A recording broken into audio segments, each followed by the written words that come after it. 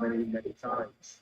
But we're here at French restaurant. They supply one of our wineries, Rosello, Casa Vinicola Rosello. They're based about 30 kilometers just south of Alba in a beautiful little village called Portamiglia. But yeah, if you want to check them out, either on their Facebook or Instagram page, yeah, I say it's Rosello, double S, E double L, so no single S, no single L, double S and double L. Rosello Winery, so they're in Portamiglia, half an hour, 30 kilometers south of Alba. The roads are pretty crazy. It's like the roller coasters up the mountain and down the mountain, and back up the mountain and down the mountain. Yeah. We've got the chefs. The chefs here today, they're pretty crazy. It's been a very busier day than what we expected. The reservations are crazy. So we are going to have a bit of a sneak peek into the kitchen. We're not going to be allowed in there for too long, I don't think. The chef is very stressed anyway. He doesn't need any more stress. So I think the main guys are going to be left the cooking duties to you guys today. So much for us. But we will be able to, when we have our pasta appearing at the table, we'll be able to break some of the truffles, some of the confitto, and make you all envious. Make you all very envious. And pair it with the wines from Rosello, of course, from Giulio. But yeah, that's about for us today. It's like, as I say, it's we're not going to take a sneak peek into the kitchen. To see the chef is very stressed out. They've been crazy here. It's hard to, isn't it? It's hard to describe to people just how crazy it's been. You know, even walking through the town is a mission in itself. To walk like a kilometer takes you 20 minutes. It's it's pretty crazy, but good crazy, a very good crazy. So there's no complaints here. The food and the drink here of this region of Piedmont, the Piemontese people, the hospitality is beautiful. For those of you that are going to take trips to Italy and want to discover this beautiful region, there's plenty of places to stay. Obviously, with our producers, Giulio, they actually have apartments that you can stay in. They have holiday homes. People can rent out to enjoy their time here. It's definitely something which I recommend people should look at rather than the usual suspects of Tuscany. Who needs Tuscany when you can have Piedmont?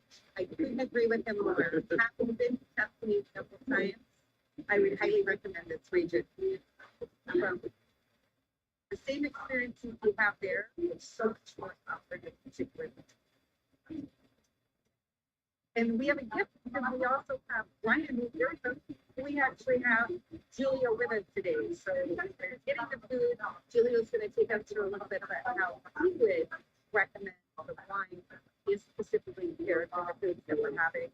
I must say, I've tasted most of these wines. Tomorrow we'll have to taste the rest of them. But there are many other producers here, of which Ryan's been enjoying from Heavy Vines, just discovering a point of view like this. Yeah. So to bring some more wine into the UK and hopefully a little bit more into Canada. We're building some relationships here. Lastly, we need to get out anybody that you know. We was speaking with Bill Vance. Hi, Bill. I know the World Wine Festival is coming up in Moncton soon, and I think this is definitely a very So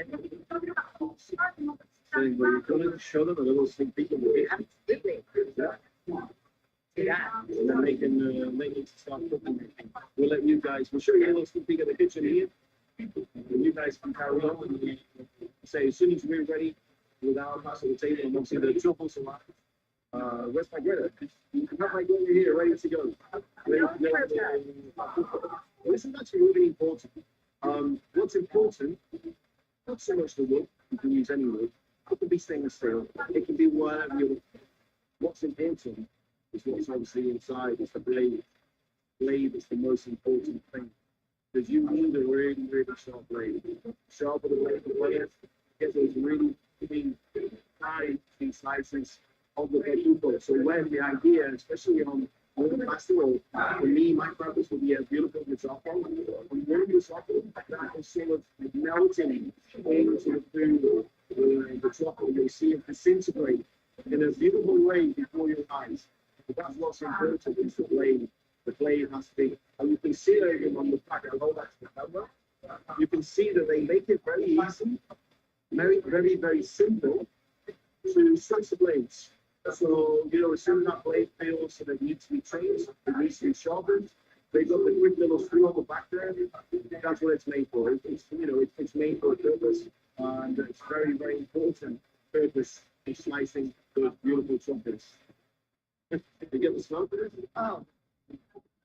Oh, please. Yeah,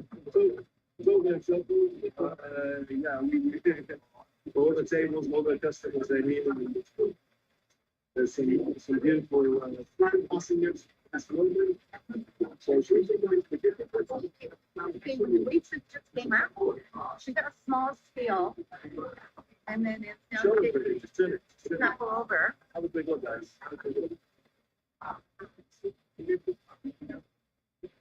So here they are, showing the truffle. Beautiful. All right. I'm gonna go. You guide me. I'm gonna go back. The chefs are just down in the other section, but this is where they do all the pasta dishes. You can see down here. They only have a little small kitchen. The quality of the food that comes out here is amazing. It's so surprising. They don't need to have massive workspaces. To have massive workspaces, it's not going to happen in little cities such as Alba. They really make the most of what they have. They have to use every single piece of that kitchen to its full possible capacity to do what they can in every possible way. You can spin around and have a look at the chef now. There we go. See what the chef is up to while I put it all back in place. You can see the beautiful way that they're doing the pasta. Presentation is very important. You can see it's not just simply a case of placing dumping pasta into a dish. This is carefully thought out. The chef really wants to have the presentation-wise looking the part. So when they do the local fresh-made pasta here, they're just pouring on a little bit of like a bunch of sauce. Very simple, very elegant. But oh my God, the flavors are amazing. So you can just follow them because I think they're Have a going to look at get the bread bar. plenty of bread. Plenty of bread. Plenty of bread. And we'll make sure that we get that truffle to our table to have a look at. So they're just having theirs now. So I think want to pass it over to someone else for now. Wow. And then we'll come back with the wine and the pasta. That sounds good. So Heidi, I'm going to bring you over to our table. So be joining you. We're going to go over to you so that you can share and tell us what Italian recipe you're cooking for us today. And then Diane, we're going to pop over and visit you right after Heidi gets her recipe started. So we'll probably go back and forth to Heidi every once. And then we'll be excited to be enjoying. And do remember, it is 2 p.m. here. So we're going to be enjoying our food and wine pairing. So Heidi, are you ready to take over and tell us a little bit what's cooking in your kitchen? Yes, okay. Thank you, Michelle.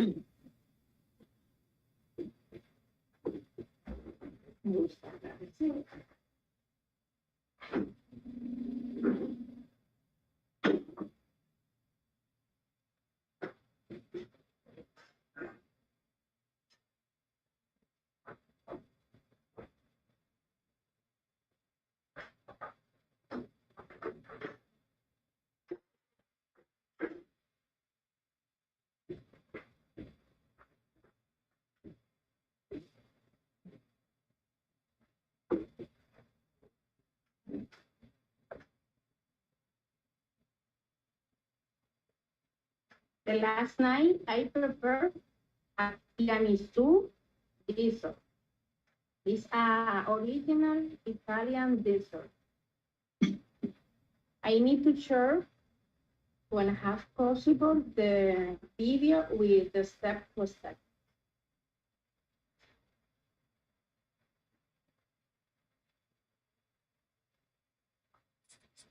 It's all set there, Heidi. If you want to share your screen.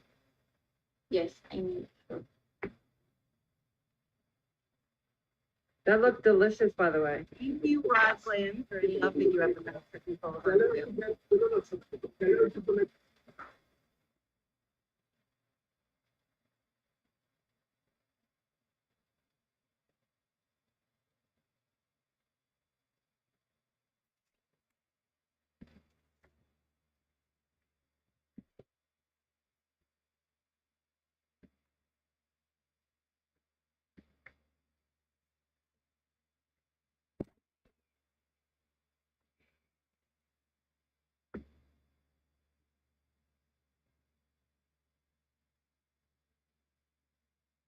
There it is.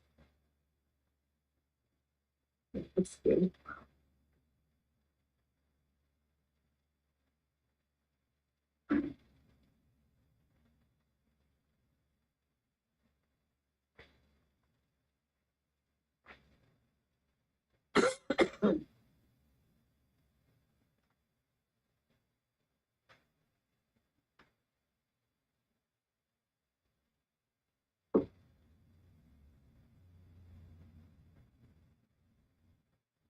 Play video.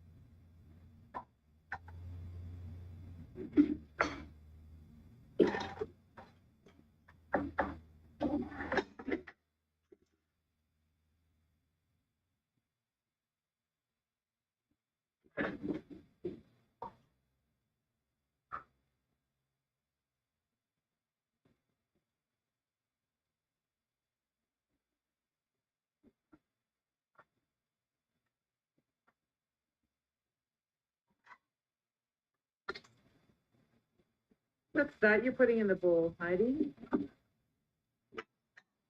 This is the mix for the prepare the base, the tiramisu.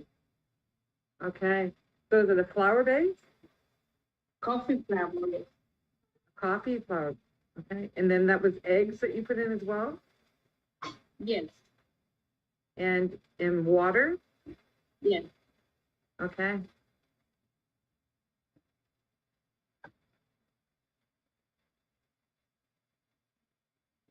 How many eggs did you put in?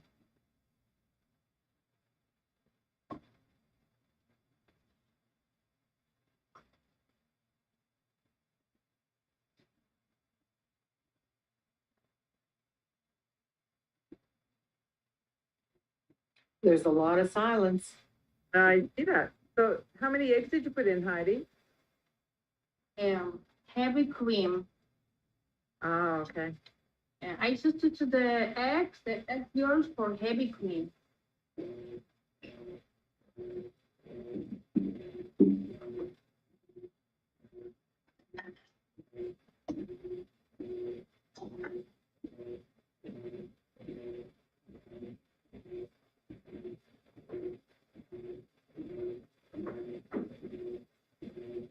Was that vanilla? Banana, sí. Yes.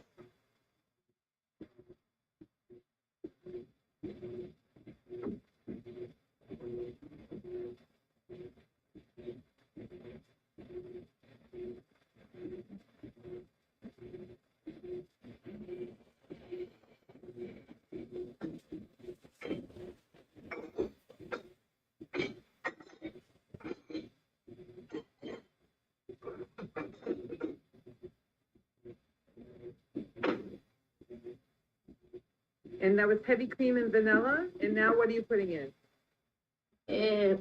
Sugar, white sugar powder.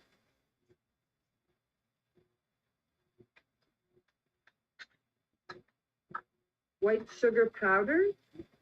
Yes. Okay.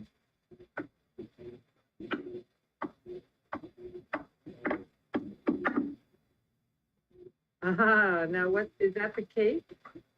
Yeah, this is the case I prepared first, but prefer submerged in the coffee for its taste more coffee flavor.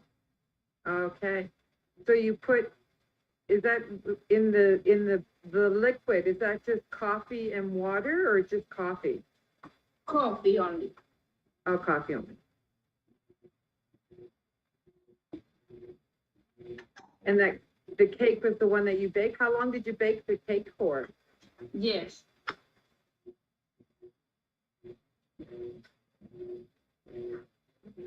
How long did you bake the cake in the oven for? 13 to 14 minutes, depends. Okay. Yes, to 176 degree. Okay. I've often had this dessert, but never made it, Heidi. Thank you for showing this. Thank you for watching.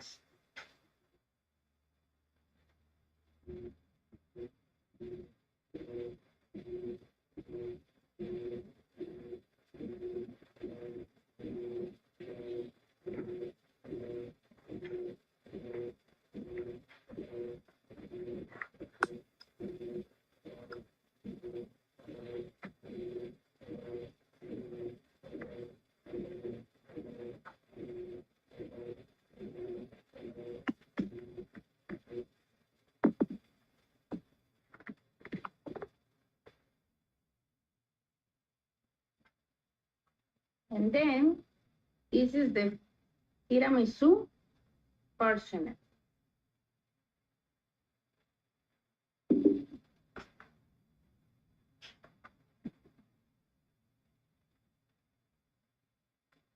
All right, everybody, you guys should, I'm asking the question. We cannot hear, so it was a vanilla coffee cake. Thank you. Guys, so good to see you. Morocco. Hi, Snowball.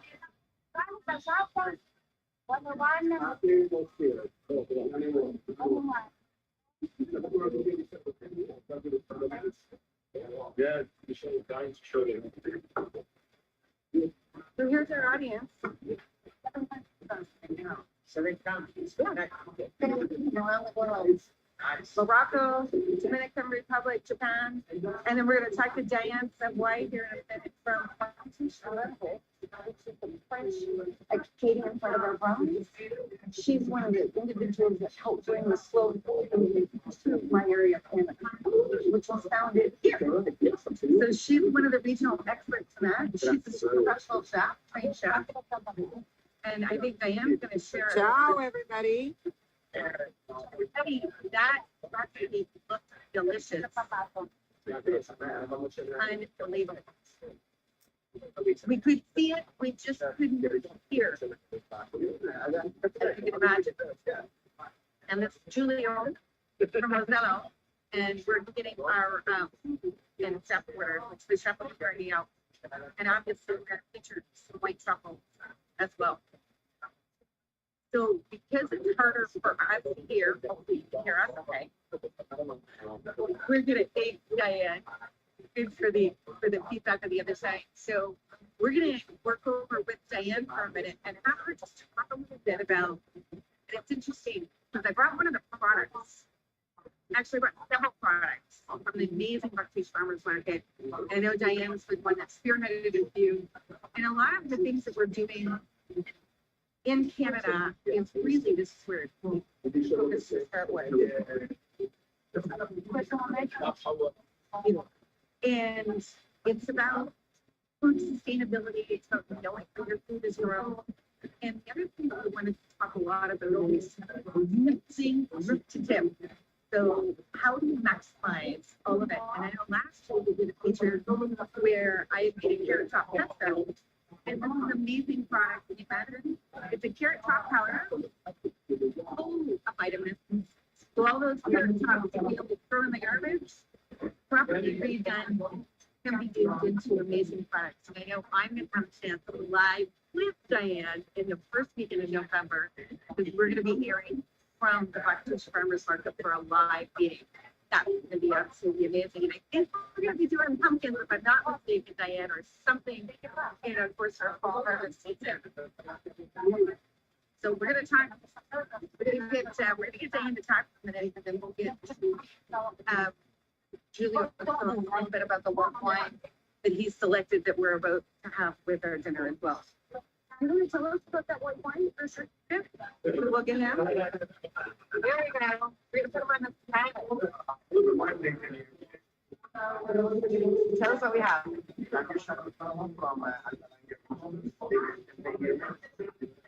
Yeah, can everybody hear? So we're drinking like a shot today from winery. We are looking at Altalania, in the higher parts of the Lania. So southern of the Piedmont region, southern Piedmont region. The Chardonnay already shaped us.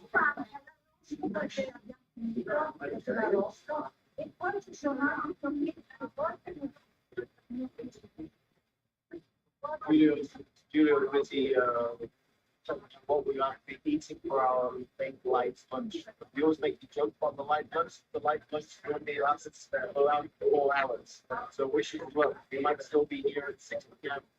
Oh, Canadian time, 2 p.m. Who knows? But I think they were saying the Chardonnay from the Langhe region, the whole Piedmont, the top part, it's beautiful, great place for Chardonnay. Whereas I've been going since 1920. So, you know, you were pretty quick on maths. Early on a Sunday morning in Canada, obviously over 100 years now, 100 years, 2 years, it's 102 years, we're celebrating this year. Four generations of cheers. Cheers, guys. I heard cheers. Cheers, everyone. All right, Diane. We're gonna pop over to you. And I know everybody's envious right now. And you should be. But this is food is about being shared. I don't know the volume put up. We're so proud to have somebody as you join this adventure with us. But I'm also very excited to have Diane Subway, and professional chef from our region. And I was explaining to the gentleman, the Canadian region in our province. It's really fun to be here and helping people better understand. So that's been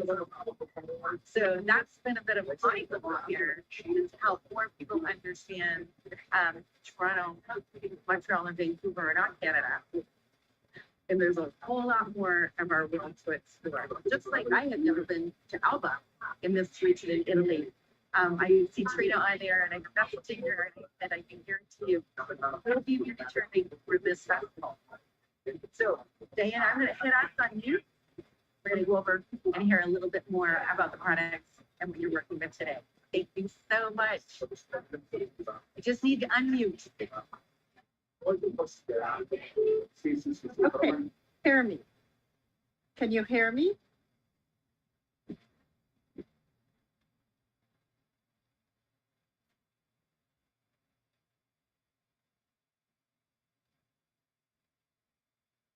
We can hear you.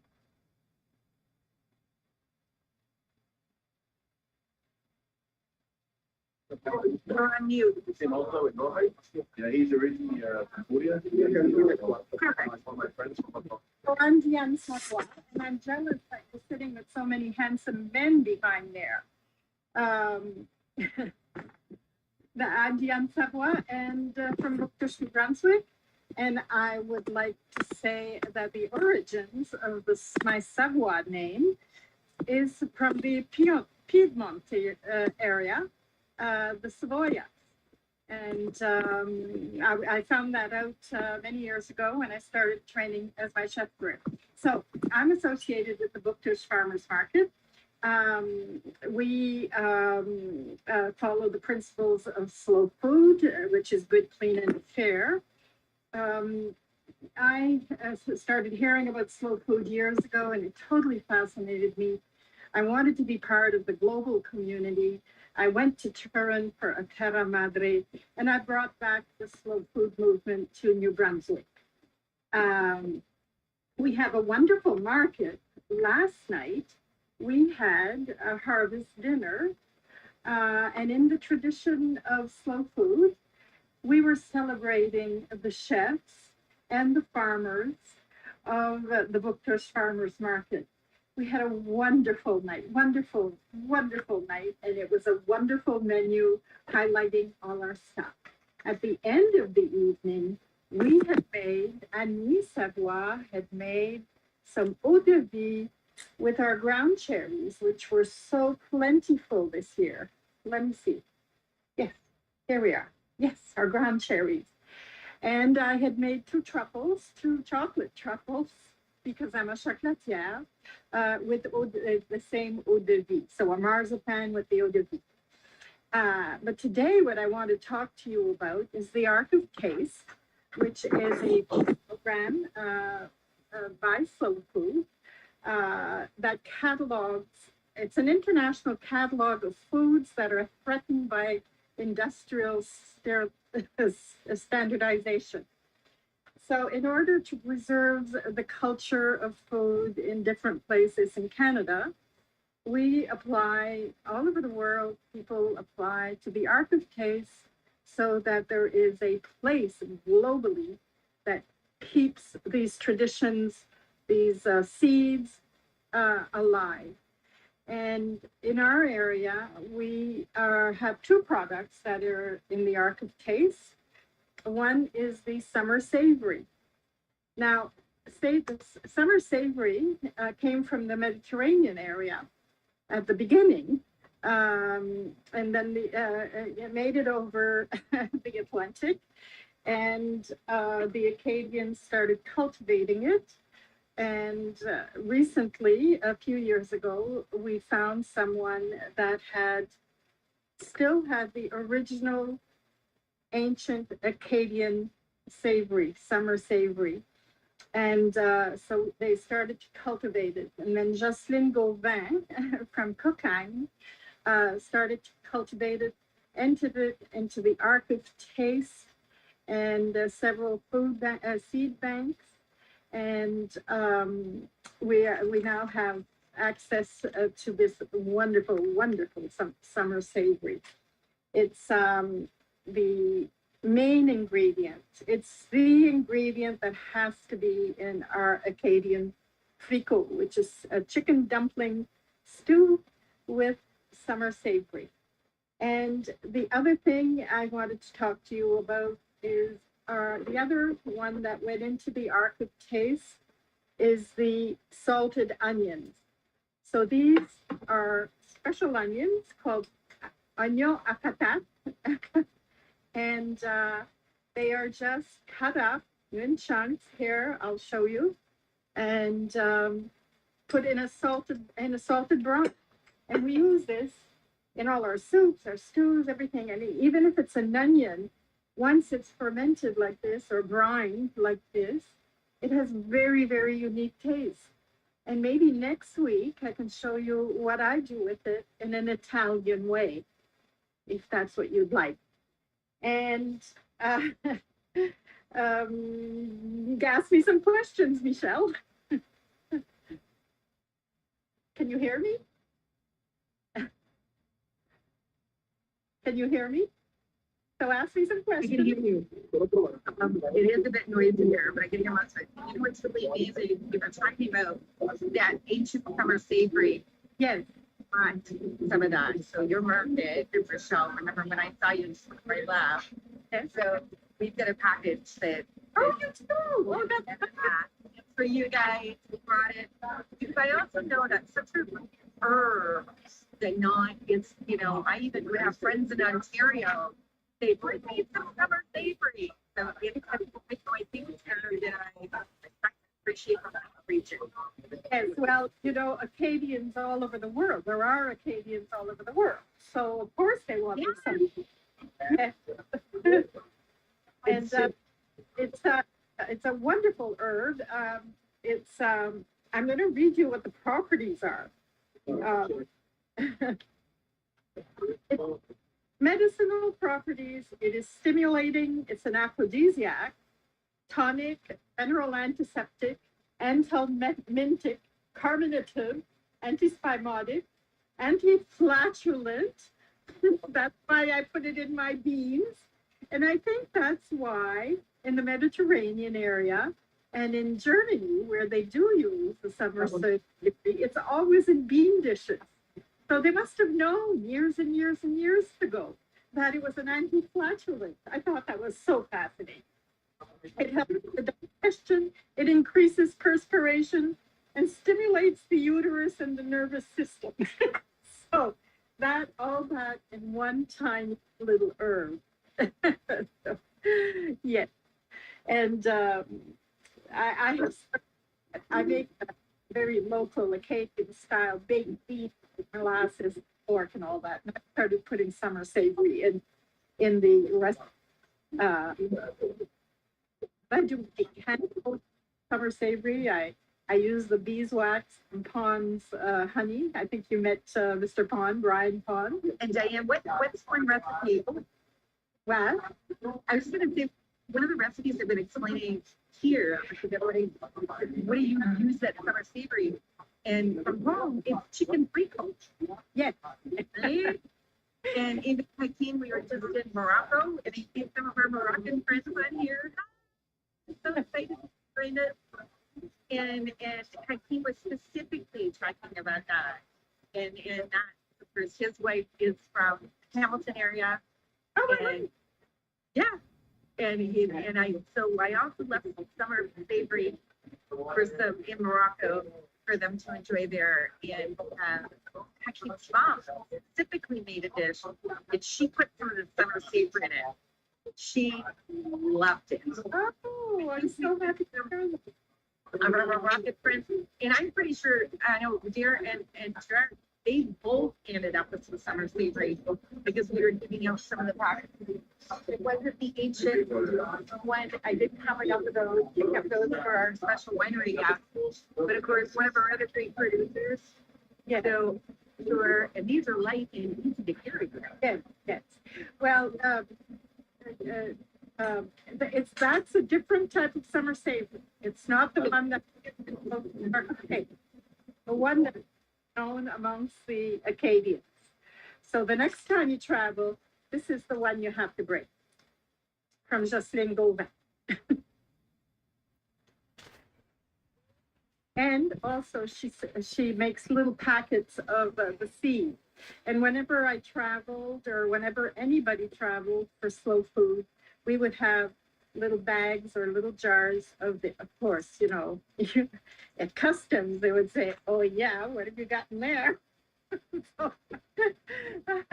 So we had to have the story along with it.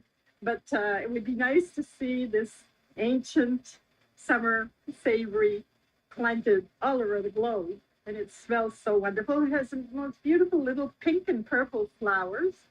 It's great to make a border in your garden, and it's wonderfully scented. So that's about summer savory. It was definitely a difference. I will tell you, when I had the two packages in fall too. Yeah. Yeah, and it's interesting because Ryan and Julio would ask what the ancient herb was and valued and appreciated the difference. So I'm really glad that you shared that with us because people, it's like, one of the reasons why we are talking about wineries. Ryan here in a second, his company is called Hidden Minds. And one of the things that he does is source some of the smaller wineries. Again, Rosello, 1920, 4 generations. Yeah. Honoring the grapes and making sure that they're passed. So I think that, right, Diane, there's that need of knowing and Yeah. appreciating farmer, how it was put in. Here also, I've got some great videos. You have to understand that to irrigate in water is Mother Nature. Yeah. Because you don't have the system. Vineyards are up the mountain. So there's not an opportunity to have irrigation and have a system. So you know, some of those, vines are 40, 50, 60, 70 years old. Then they're making sure that they're moving forward. Not unlike that ancient summer scenery to what the heart of it is, which is Friday. It's started in Italy. It was, they wanted to start a McDonald's at the bottom of the Spanish Steps in Rome. And Carlo Petrini said, if we allow fast food to come in, we are going to lose our traditional eating, growing culture in Italy. We cannot lose that. So he says, instead of fast food, we're going to go slow food. And now it is an international movement of over a million people all over the globe. And that's what the whole idea is to stay connected to our real food that comes from the ground or the sky or the ocean. It's, yes, it's the most wonderful movement I have ever been involved in.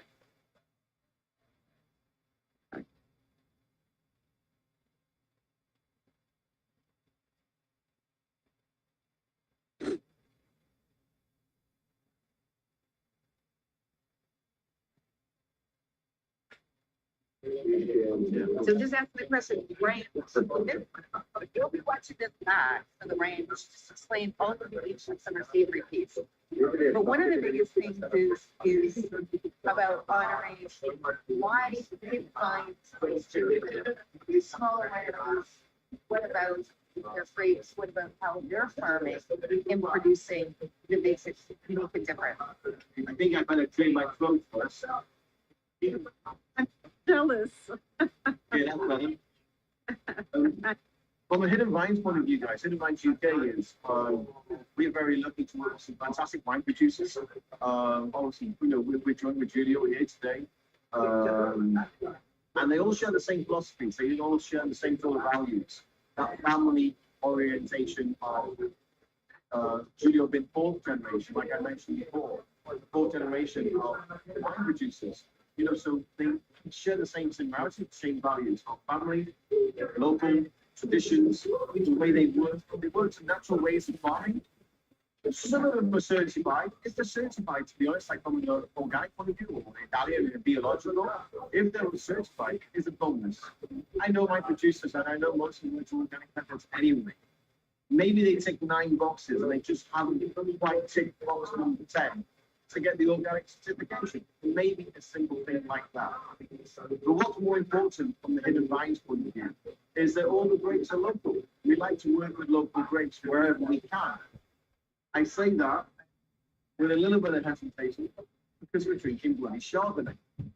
But it's a great example of a Chardonnay, which for me, I will make an exception for, because as we know, there's exceptions to every rule. But local indigenous grapes, indigenous being the important word, grapes are only found in those regions. For example, whether you're here in Piedmont with the beautiful grapes like Cortese is baby Gavi. A lot of people know Gavi wine is made using Cortese grapes. We sell wine that's branded Cortese, a baby Gavi. A bit like Nebbiolo, we will sell Nebbiolo, which is a baby Barolo, because obviously it's just the winemaker has been sort of released it out into the wild before it's fully grown, before it's a fully grown Barolo. So it gets branded as a Nebbiolo. What's more important about those sort of wines is value for money. You don't need to spend crazy amounts of money to get great wines.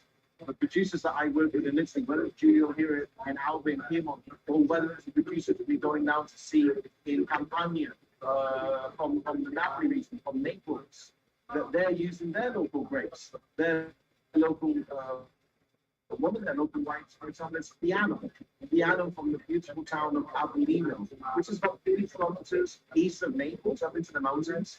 And that's what's great for Hidden Vines, for what we do with our producers. Local family traditions, ways of farming, and most of the time using their local indigenous groups. So I think that sort of covers, you know, what it is for every region. We work with most regions, even Molise. Have a Google on Molise. Molise is one of the smallest regions of Italy. It's one of the 20 regions of Italy. It's somewhere in between the north of Puglia and south of Abruzzo on the east coast. Puglia being the heel, everyone knows that Italy is the shape of a boot. So Puglia is down in the heel, and it's sandwiched, as I say, in Puglia and Abruzzo, the little beautiful region of Molise. each of the regions, I say, have their own special grapes. Grapes that some producers got rid of years ago. Why? Because they're a pain to work with. I nearly said something else then, but they're really, really hard grapes to work with. And I'm going to give you two examples before I pass you back to Michelle.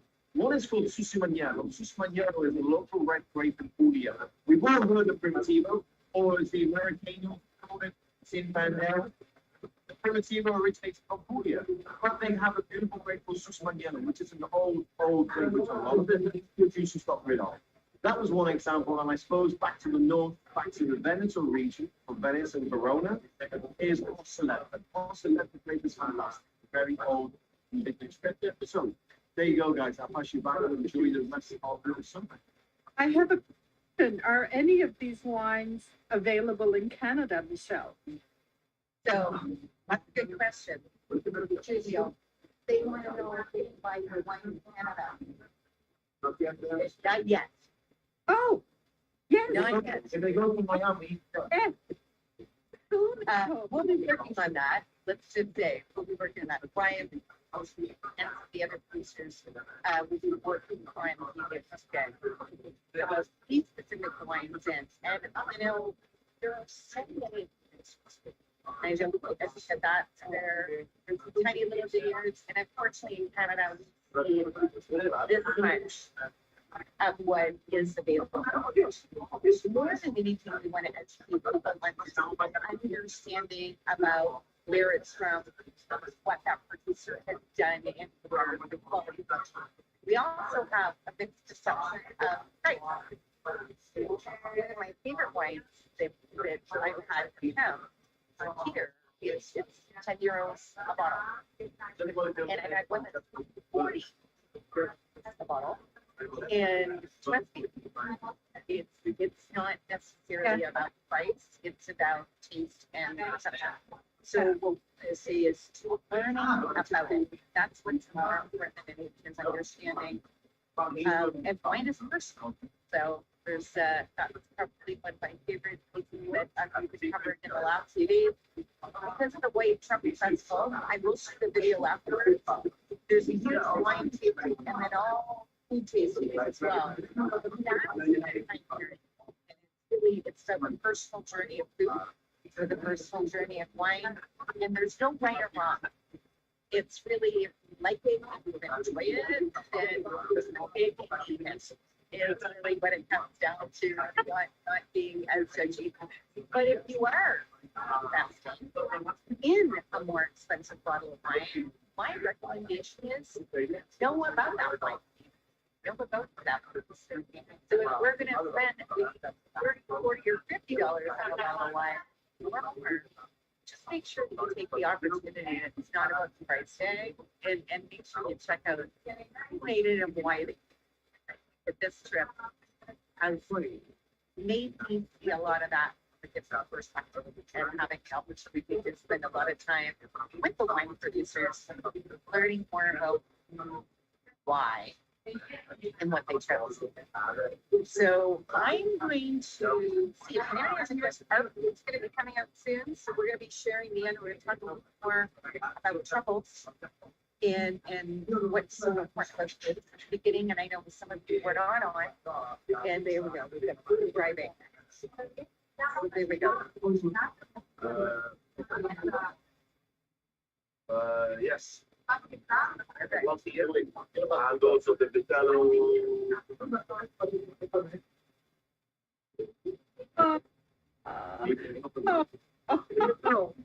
How can you do It's what it looks like. Oh, it's a papa. I think that's the top of it. Yeah, it's incredible. Oh, it's We do beautiful. have stuff. Yeah. Oh. Look what we're doing. So this is something that at home in Canada, didn't get much up. So that's raw beef, Yeah. but it's quality of beef. And then we've also got a slight shade of the white truffle that's been put on top of this. So I can say that this is going to be one of the most amazing things. This will be the second time I've had this inside the pie. Because it's just, again, a delicacy and something that we wouldn't normally good at home. So, and then Ryan, what's on your plate? Ryan, can you share what's on your plate? What is this? Oh, that looks amazing.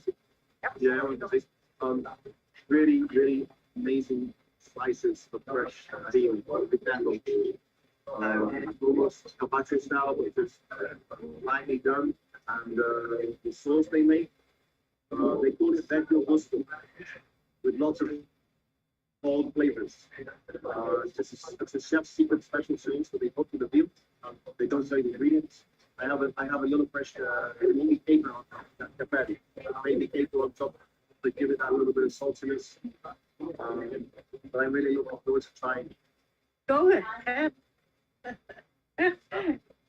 Bon appetit. It is. I just tried this. I think it's, Like I said, so for this, in the pipe, yeah. I want it. it's even better than you might think it is. One of the things they drizzled on it was the white truffle oil, and just a little bit of shaved white truffle. So that with the flavor of rich and authentic, honoring where food came from. And I think that is one of the most incredible things. I do want to say, I think Heidi, I'm in the kitchen. Heidi, is there anything else that I need to make sure I come back to your kitchen with you right now? Because I want to make sure I do that. And then Diane, I'm definitely going to offer an opportunity for you to wrap up what you heard. And as we have one more, so here's what's going on. We've got another bottle of wine to make. What are we having now? What's the wine we're having?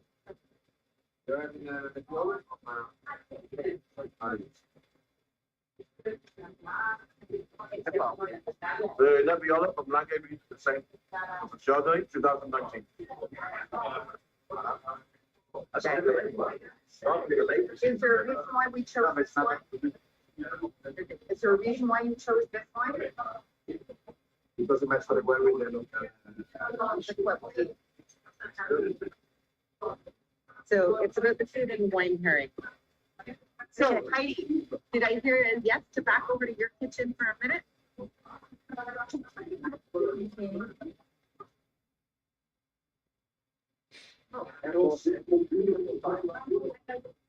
I think Heidi was there and then she muted herself. Am I right with that? There she is. Heidi, you just need to unmute.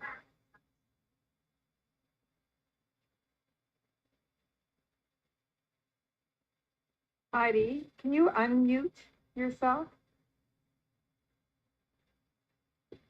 Okay, this is the tiramisu. Finished.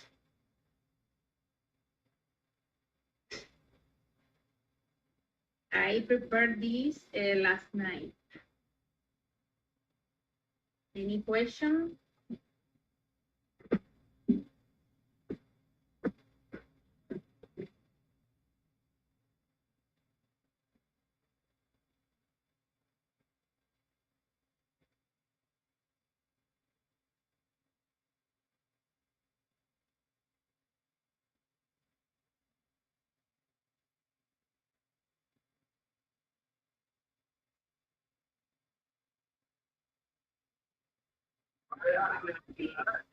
Not the compliment.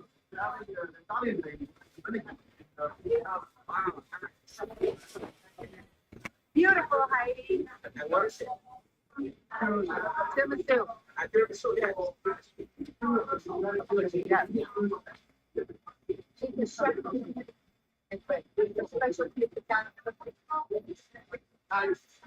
Thank you, Heidi. That was beautiful.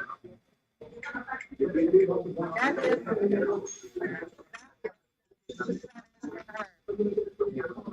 All right, I put back over to gallery view.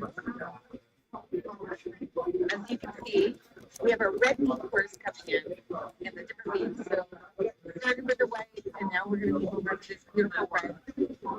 And I'm going to say this, Diane, what's some final comments from you? And if there is any other questions that you can put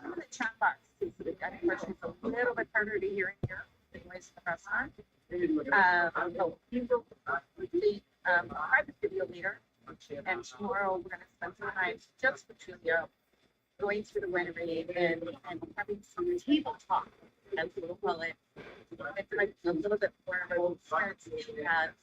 And they just like governments. So tomorrow we're gonna take a little bit more down what really is the wine journey. It's gonna be a environment. But I am gonna put Diane still there. And we'll take her whatever to Diane, and everybody, Diane might be fine. And I think we're gonna be at that. So next week, next Sunday, we're gonna be able. We're gonna be at about 30. Next Sunday, the restaurant owner, Ryan, where are we gonna be next Sunday? We are going to Daniele Gourmet. Daniele Gourmet is an amazing little restaurant in the town of Avellino that I've mentioned before. Funny enough, I'm going to be there with him, making up our favorite best pizzas. We're going to go to a home of pizza and show you guys what we're going to be eating and drinking next weekend. So tune in next, and we will be in the kitchen next week. So this particular one, we'll have an opportunity to get our hands into a little bit more. We're excited about that. But we just, we're so thankful that Julio and her friends took the time, and you took the time to enjoy our Friday lunch. It is absolutely amazing, I have to say. We've everything here. And we stay from our kitchen, my kitchen to yours. It's time, Mom. I know we're missing you. Good to see you, Mom, by the way. I will be excited to repeat these recipes at home. I love it before. Definitely a meat supplier, but we got, maybe that's a good call out to our good friends of Woodrow Meats, India. And from our table I'm gonna get my, and of course, unfortunately, to have lunch with these four incredible gentlemen. So we're gonna put a glass up, and we'll say a final cheers and a ciao, and say goodbye, and say we love you all this Sunday in Naples, and I hope that We did this group, an opportunity to come and visit Roselle Winery. in Europe. I one of the guys. It's worth Budapest, every bit of coming here to do that. And I know Ryan had mentioned that we're pictures now afterwards. The building that we're staying in, if I stand on my balcony, I'm able to get the roof of the winery. Closer than where we're staying. And I know we've got a lot more food and wine pairing that we're going to be doing tomorrow. We've had some challenges with some internet. So I apologize for anybody that's trying to get a hold of me. But I'm going to encourage the gentleman to say goodbye. Are you ready to say goodbye? Ready to say ciao. Thank you, everybody. Thank you, Julio. We'll see you on our private tour of Roselle Winery. We'll be sharing. Nice to meet everybody. Ciao. Thank you so much for joining. Japan, Morocco. Oh, good afternoon. Hello, how are you? Love it. And Darlene, it's great that Vietnam. The guys are amazed at how many people and how many countries we're here. So from my dinner table, get inspired. It's ancient food, and it's go where the farmers are. And Bible. Those are kind of the topics that are most remembered. And support those local entrepreneurs and support those other things. Right, everybody? Ciao from Italy.